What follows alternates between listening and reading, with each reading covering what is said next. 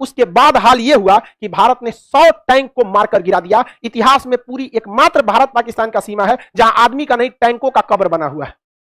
Tank अभी भी है। एयरफोर्स ने क्या कर दिया, धावा बोल दिया। और भारतीय सैनिक तो मनोबल आगे था ही। अरे भाई, एयरफोर्स के चक्कर में ना भारतीय सैनिक आगे नहीं बढ़ रहे थे। जब एयरफोर्स ने भारतीय सेना को कहा कि आप टेंशन मत लो, उनकी एक जहाज नहीं उड़ेगी, तो भारतीय सेना अगले दिन लाहौर पहुंच गई।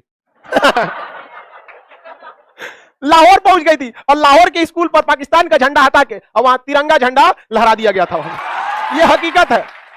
तब पाकिस्तानियों ने अपना टैंक निकाला, भयानक सा टैंक, भारतीयों को धोने के लिए। और दुनिया का सबसे खतरनाक पैटर्न टैंक था, जिस पे बम मारा जाता था तो झाड़ देता था इसे, बम मार। अमेरिका का पैटर्न टैंक था। कोई बात नहीं, अमेरिका तुम्हारी वेंडर मिसाइलों का टेस्ट हो चुका है, तुम्हारे सेवर विमानों का सेट हो चुका। अब बारी थी तुम्हारी किसकी, पैटर्न टैंक। और वो राजस्थान से लेके घुस गए सब पैटर्न टैंक को। और पैटर्न टैंक को जब राजस्थान से लेके घुसे तो हमारे पास कोई हथियार नहीं था। यहां खड़े थे वीर अब्दुल हमीद। वीर अब्दुल हमीद 62 की लड़ाई लड़े थे, उसमें भारतीय सेना को देखे थे, कहते कि एकरे बदला निकालेंगे।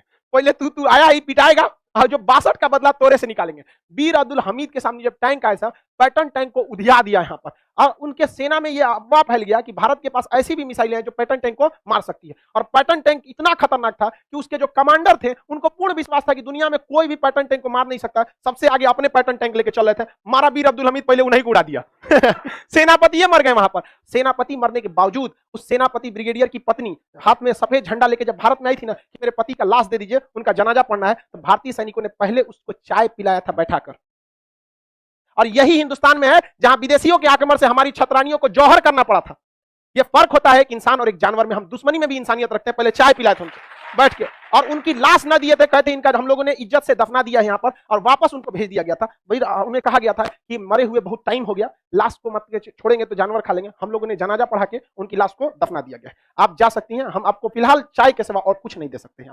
वापस वो चली गई थी। ये हम में और आप में भी होना चाहिए। दुश्मनी में हमें अपनी संस्कृति को धूमिल नहीं करना है। ये गौरव से हमेशा ये याद रखेंगे। हम तो ये भी चाहते तो गोली मार देते उसको, लेकिन इतिहास में कभी नहीं मिट सकते थे कि भारतीय सेना ने एक विधवा के ऊपर हाथ उठाया।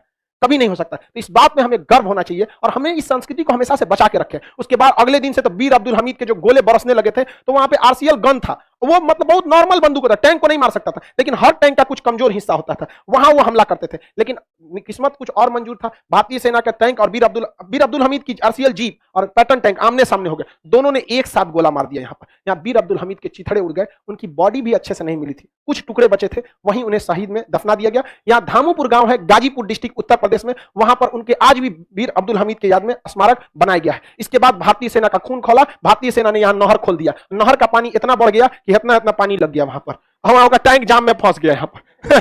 और उसके बाद हाल यह हुआ कि भारत ने 100 टैंक को मारकर गिरा दिया। इतिहास में पूरी एकमात्र भारत पाकिस्तान का सीमा है जहां आदमी का नहीं टैंकों का कब्र बना हुआ है।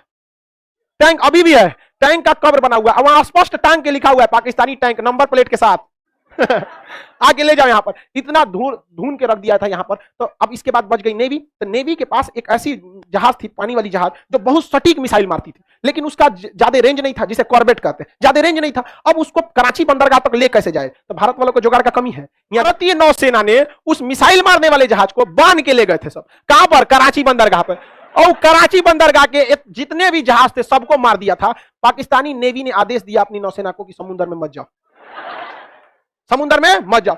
रूस के थल नौसेना प्रमुख माथा पीट रहे थे कि यार मारा कैसे उसको, क्योंकि ये मिसाइल रक्षा करने के लिए। अब S-400 किस लिए है? रक्षा करने। अब ओकरा कोई ले जाके दूसरे पे हमला कर दे तो रूस नहीं करे, ये क्या किया रे तुम? यहाँ रक्षा करने वाला ना मिसाइल है कि तुम्हारे ऊपर कोई मारेगा तुम मारना। कहेगा हम बता रहे ना कैसे बांध के ले गए थे और वहां ले जाके खड़ा कर दिए, और इसके और आया तो मार के गिरा दिया सर, मार के धो दिया। पाकिस्तानी नेवी का हालत खराब हो गया। कराची बंदरगाह से भाग गए थे वो लोग, ग्वादर बंदरगाह पे छोड़ के, कह के भाड़ में जाओ। एयरफोर्स मराई, नेवी मराई, थल सेना मराई, सब मराई, फिर भी इन्हें गजवाई हिंद चाहिए। अरे चट्टो कहीं के, तुमको कौन समझाए यहाँ पर।